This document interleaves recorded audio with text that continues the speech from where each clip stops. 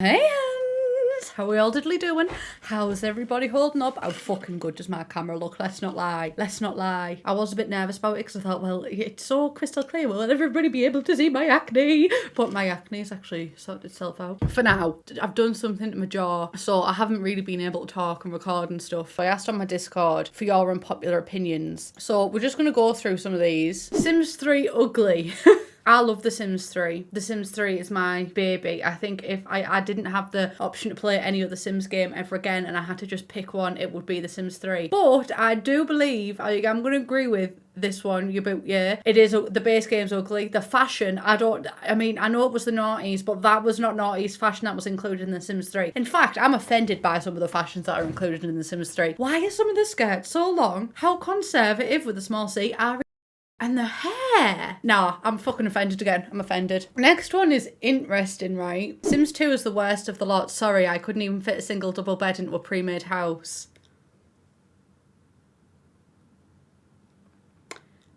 Now that is an unpopular opinion. I am going to agree, and don't fucking hate me in the comments yet, right? I've been playing The Sims 2 for fun recently, and gameplay-wise, she's amazing. She's excellent. She's got everything. Build and buy mode is not great. The swatch system of build and buy mode is 10 out of 10. She's great. She's lovely. We adore her. She's a visionary. Vision is scary. Like, I placed a dog bowl next to a settee, or it might be like a kid's toy thing. I can't remember what I placed. And my Sims couldn't fucking walk past it. And BJ, the headmaster, denied my Sims going to private school because of a fucking toy. Build and buy mode in The Sims 2 is shocking. The Sims 4 Alpha CC is bloody disgusting.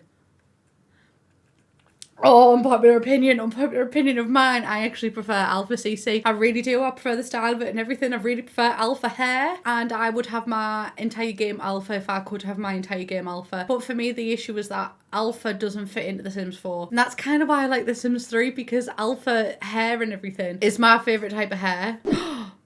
Babies being objects doesn't bother me. Ooh, now that is an unpopular opinion, because I am all for baby rights, and I do think that babies, they do deserve the world, God bless them. I can see where you're coming from. In The Sims 2 and in The Sims 3, babies just end up on the floor a lot of the time because they can't really do anything. But I think that what I would like if they were just restricted to a bassinet, I'd still have an issue with it. Don't get it twisted.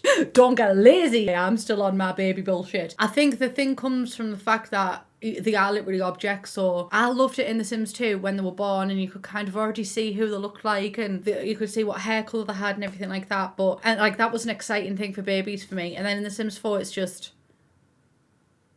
they've got nothing about them. The game is a lot easier to watch others play than to play yourself. Big fat agree, but I think that's the same across the board with gaming YouTube. When I started to watch Sims YouTube in 2013, nobody around me understood it because everyone was like, just play the game yourself. But it's so, you don't have to. Someone else will literally do it for you. Thank you to Lifesimmer for playing through the entire Generations pack for me. Thank you personally. It is a lot easier. You don't have to come up with the story. You don't have to come up with the ideas. And also, when you're watching it, all of the boring stuff usually gets cut away.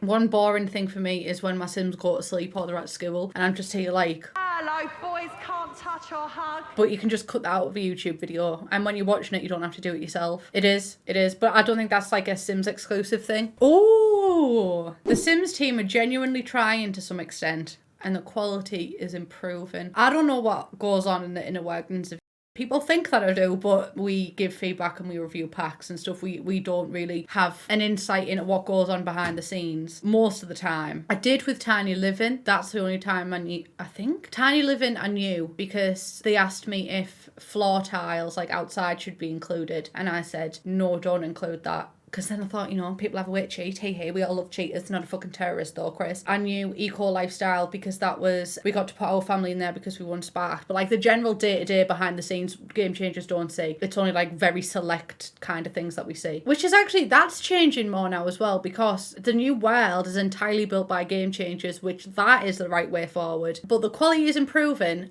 I am going to say, I still think that the Sims team have a long way to go, and I'm still going to, if I see any issues when I'm playing with a pack, I will always say, for me personally, I can see a quality of improvement and quality of gameplay improving. I think a lot of things are just held back by sorry, my cats are going fucking off it in the background. Oh, Angel. Oh, You are so clever.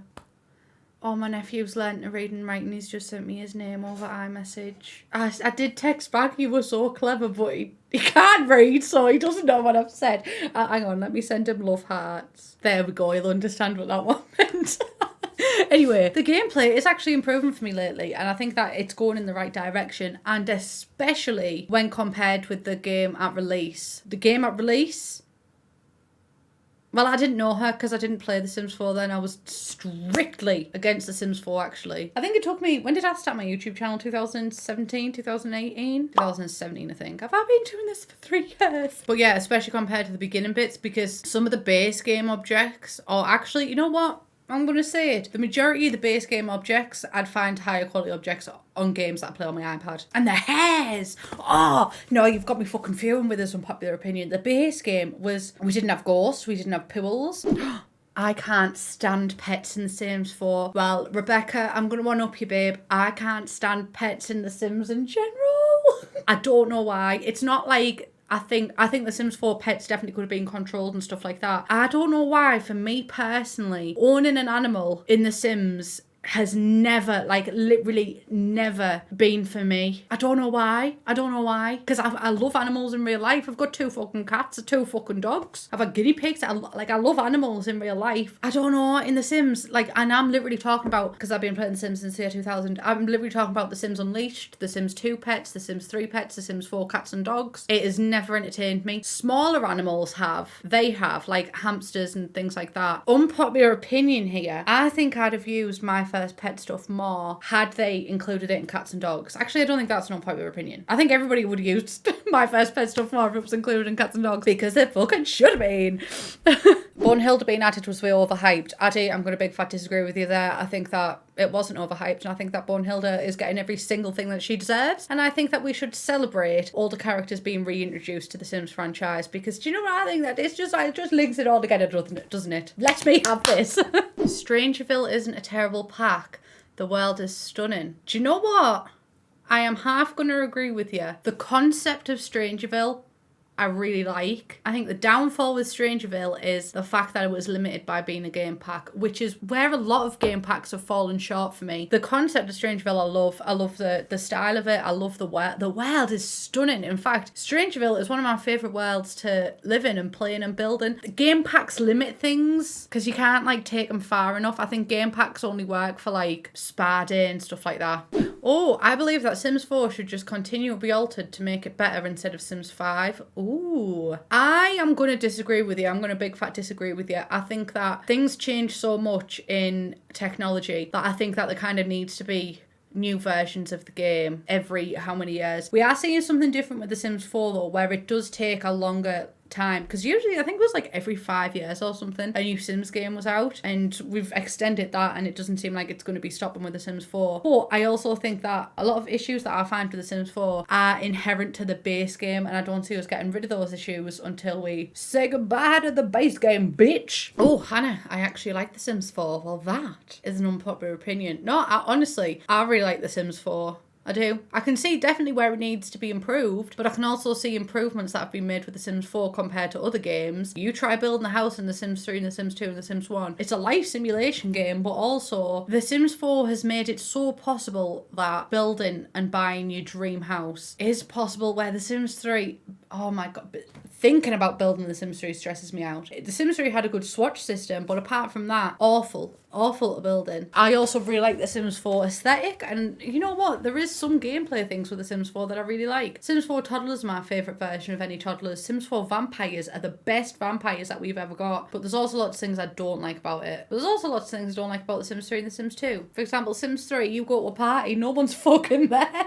Everyone's social distancing. Boris has infiltrated The Sims 3 and placed a stay-at-home ban. Right, some of these I really agree with some of these opinions, but I'm not going to put it in because they're not unpopular opinions, they're just popular opinions. Oh, we don't need cars in The Sims 4. I'm going to agree with you. We don't need cars in The Sims 4, but we don't need a lot of things in The Sims 4. But it'd be nice to have a lot of things in The Sims 4. So, whilst we might not need them, I would like them.